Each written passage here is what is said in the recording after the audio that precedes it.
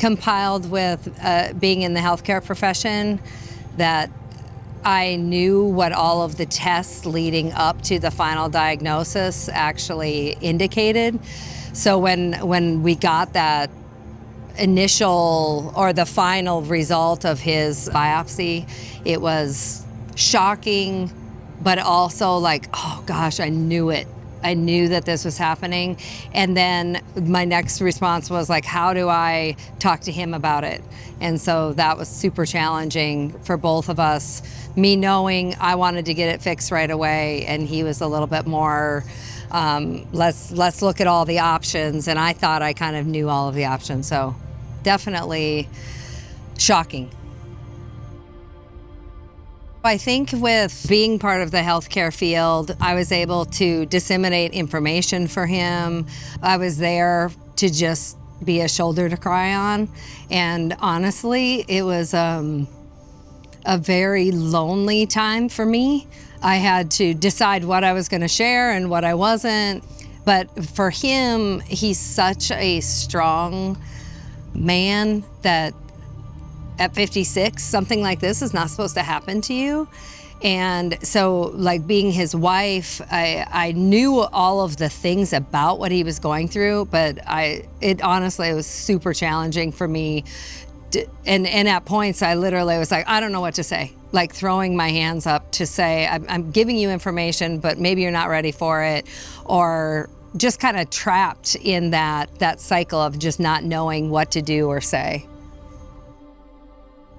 Yeah, we definitely, it wasn't like we were part of a group or a chat or an online thing. However, just my resources of where I work was a huge thing, and those doctors, and really getting past not wanting the surgical option and what are the other options that he could do for treatment of prostate cancer. But not only that, our family and friends are amazing. They are, supportive. They were there for us. One of our biggest challenges was that we didn't know who to share it with. He wasn't ready to share it with everybody. I wanted the support. So there was this very uneasy until we got enough information. And that was just really, honestly, internet searching to find options. So many options, it was overwhelming, for sure. All three of them are very different. We knew how Lindsay would respond. She's in Spain. We knew she would want to come back immediately, and she would be much more emotional on the topic. But the boys, it was funny.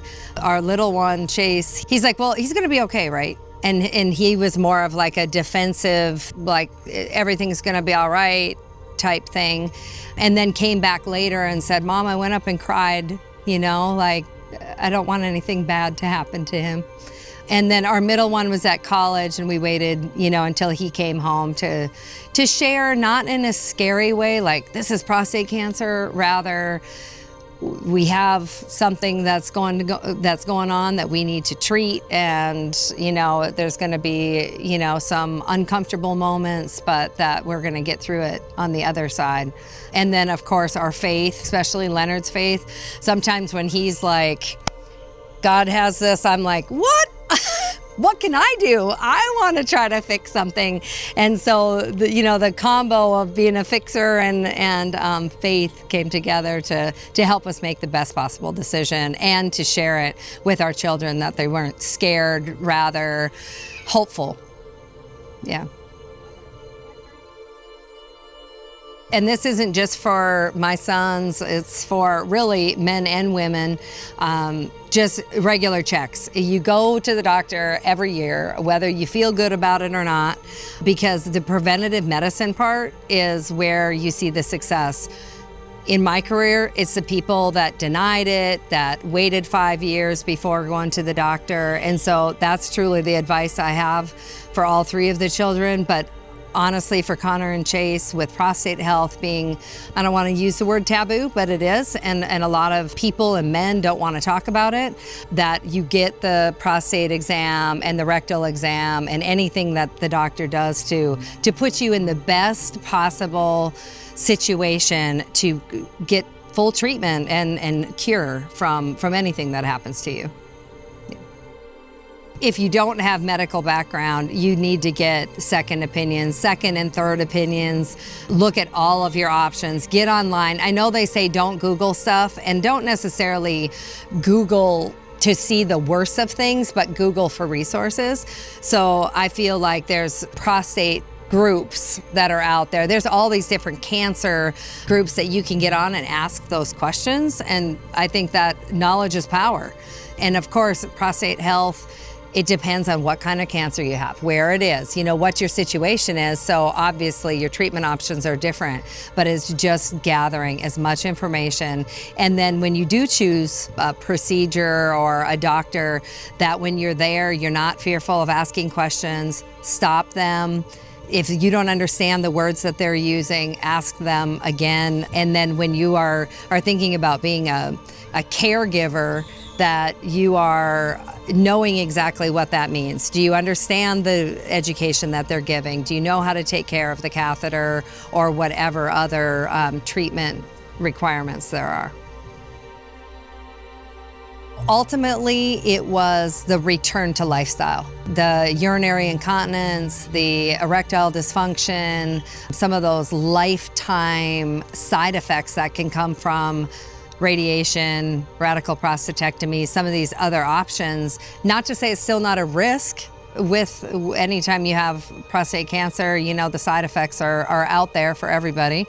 But this was definitely an option that allowed Leonard to get back to his lifestyle of working out, being vibrant, not losing the things that are important as a man. From my perspective, it was just a relief to have an option that was not so devastating to somebody's entire manhood and just sense of self.